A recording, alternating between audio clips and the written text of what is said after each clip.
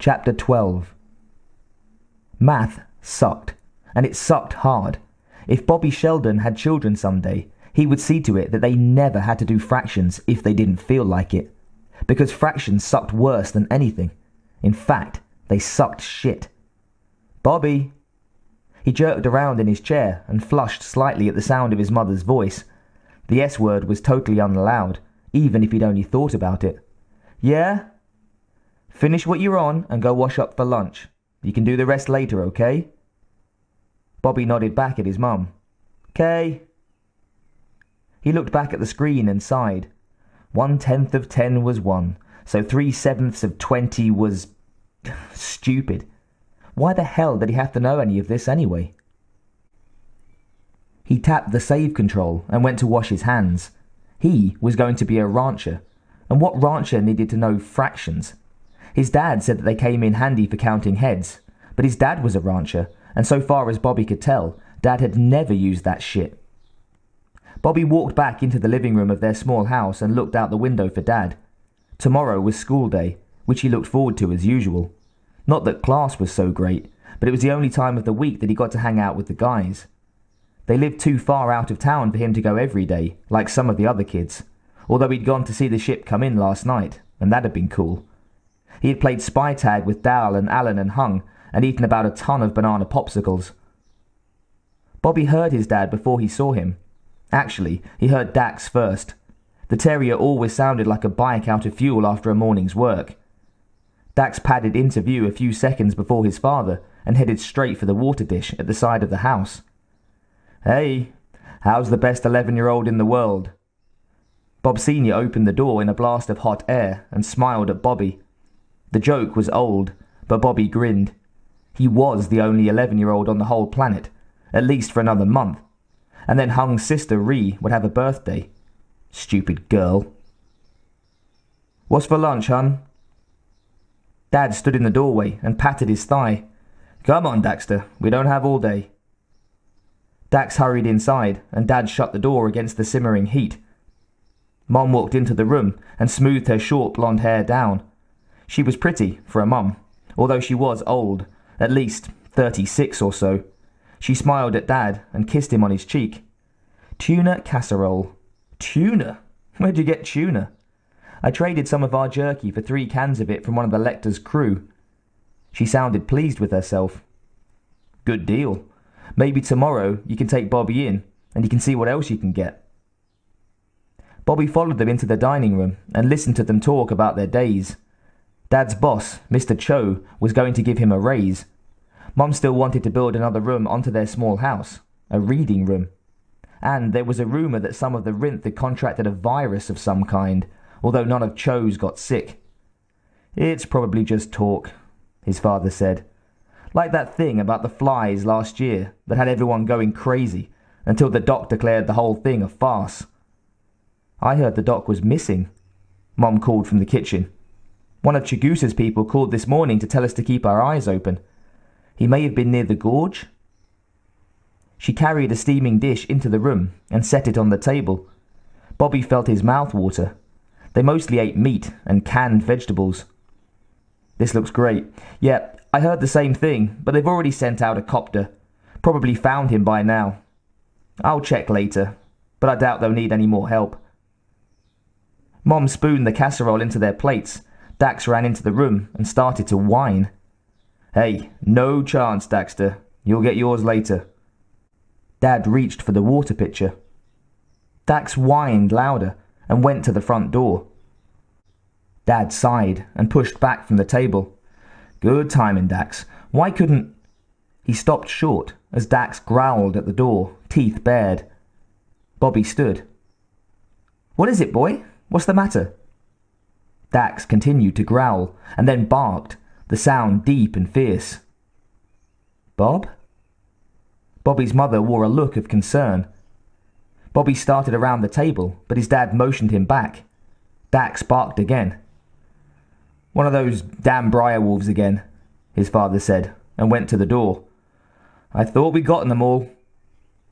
He picked up the carbine that they kept by the coat rack and checked it, and then opened the door. "Sick 'em, Dax."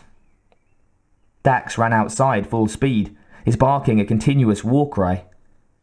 Dad stepped onto the porch, Bobby and his mother behind him.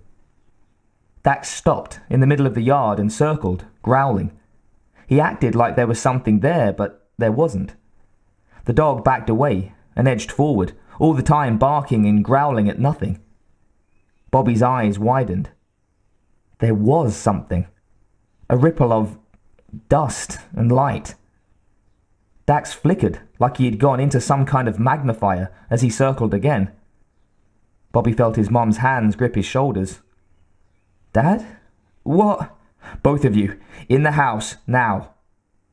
His mother pulled him backward, but he still watched, and saw as Dax was lifted off the ground in a gout of blood. A huge beast, a monster, appeared from out of nowhere. He held the spear stuck into Daxter. Bobby heard a dull sound like an axe hitting meat. Dax made one short howl of pain and then went quiet. Good God, his father whispered. The monster was tall, masked, inhuman. It shook the dead dog on its spear, sent a rain of red to the ground. Be careful, Bob! His mother almost screamed it. Bobby was petrified, unable to look away. Dax? He watched as the monster tossed the dog over its shoulder and turned to face his father. Dad brought the carbine up and aimed. There was a sudden shift and a creak from the roof, like when Dad had patched the tiling, like somebody was up there. And a ripple of light and dust plunged into his father's skull. Bobby screamed. Dad reached up to clutch at the now visible metal claws that had worked into his face. Mum spun him to face the kitchen. Her breath came in short gasps. Run, Bobby! Mummy is... Run! We have to get to the truck, out the back. He tripped and sprawled on the floor. His mother pulled him up and shoved him toward the rear door. There was a giant, splintering crunch from the front porch. Bobby and his mother both turned. The monster crouched in the doorway. Impossibly fast, it reached for Mom, grabbed her, and ripped her throat open. Once again, the sound of meat being cut. Warmth dotted Bobby's face, turned his vision to red. He screamed, Mom! He ran. There was no time to think, only move. The flyer, outside his parents' room, Daddy had shown him how. Bobby ducked across the hall and into their bedroom. Without a pause, he ran and jumped through the thin plastic window. There was another scream, his, as the window shattered, and there was the bike, within reach. He hit the ignition button as if he had ridden 1,000 times. The machine roared to life, raised up from the ground. And behind him was the sound of some evil bird, screeching, hoarse and piercing. Something touched his shoe, still inside the house, and the bike lurched forward, pulled him away. There was another, and another of the murdering creatures, all claws and hate. They came out of nowhere, appearing like magic. They reached for him, and he took off, tilted wildly. He aimed the bike east towards town. He kept his sweaty hand jammed to the accelerator. Behind him, the things howled and screamed. Horrible, horrible. Mom, Dad. There was a noise like gunfire, but hollow, and the wall of rock in front of him to the left exploded.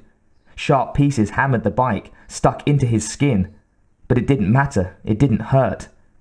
And beyond that, Bobby knew nothing. Tishinde was pleased.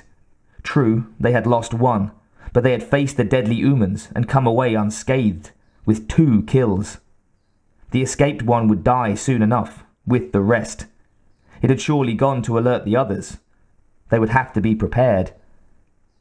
Tishinde watched as the other Yautja danced and cried over the victory. He himself had killed the second Uman. It had been without a weapon, but as dangerous as he had heard the humans to be, that was allowable. Hunt, or be hunted. Tishinde would have disapproved. Tishinde flared his tusks in amusement at the thought. Tishinde was Theide. His opinion no longer held meaning. Besides, with no one to hold judgment over their actions, they would take what they wanted. From what he had seen so far, the humans were not so dangerous as the Yautja had been led to believe.